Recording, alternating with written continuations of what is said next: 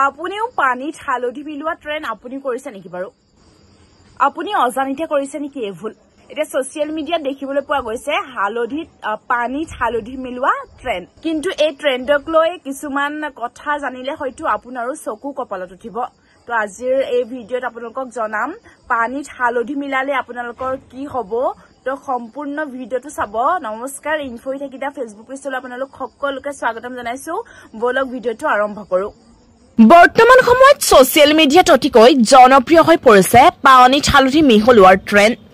ইয়াৰ বাবে সকলোৱে পানীত এচিকুট হালধি মিহলাই আপলোড কৰিছে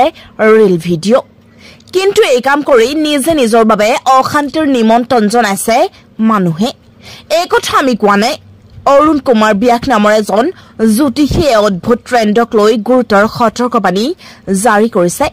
তেওঁ দাবী কৰে যে এনে কৰিলে আপুনি কেৱল নেতিবাচক শক্তিক আপোনাৰ ঘৰত প্ৰৱেশ কৰিবলৈ দিয়াই নহয় এই কাৰ্যই ভূতক নিমন্ত্ৰণ কৰাৰ দৰে হয় জ্যোতিষীগৰাকীৰ এই ভিডিঅ' ভাইৰেল হোৱাৰ পাছত বহু নেটিজনে এই ট্ৰেন্ডত ফলো কৰি অজানিতে কোনো বিপদৰ আমন্ত্ৰণ জনাইছে নেকি সেই কথা ভাবি বিভ্ৰান্ত হৈ পৰিছে পানীত হালধি মিহলোৱাৰ ট্ৰেন্ড দৰাচলতে হয় কি আয়ুৰ্বেদত হালধিক এক অলৌকিক ঔষধ বুলি গণ্য কৰা হয় মানুহে ইয়াক কুহুমীয়া পানীত মিহলাই খোৱা খালী পেটত পান কৰিলে শৰীৰৰ বিষমুক্ত হয় ছাল উজ্জ্বল হয় আৰু ৰোগ প্ৰতিৰোধ ক্ষমতা শক্তিশালী হয় বুলি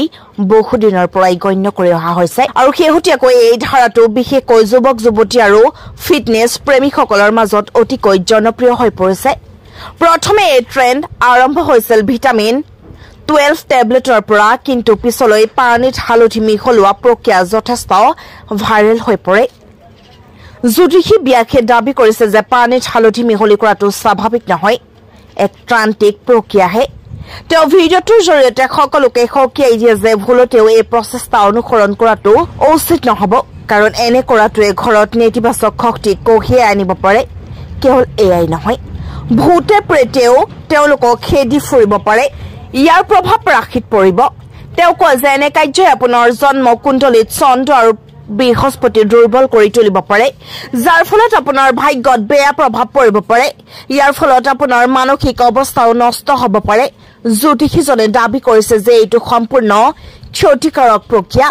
যিয়ে আপোনাৰ ঘৰত দুৰ্যোগ কঢ়িয়াই আনিব পাৰে গতিকে এনেবোৰ কথা পৰিহাৰ কৰিব লাগে ইয়াৰ পিছতে পানীত হালধি মিহলোৱাৰ ট্ৰেন্ড সম্পৰ্কে জ্যোতিষীজনৰ এই সতৰ্কবাণী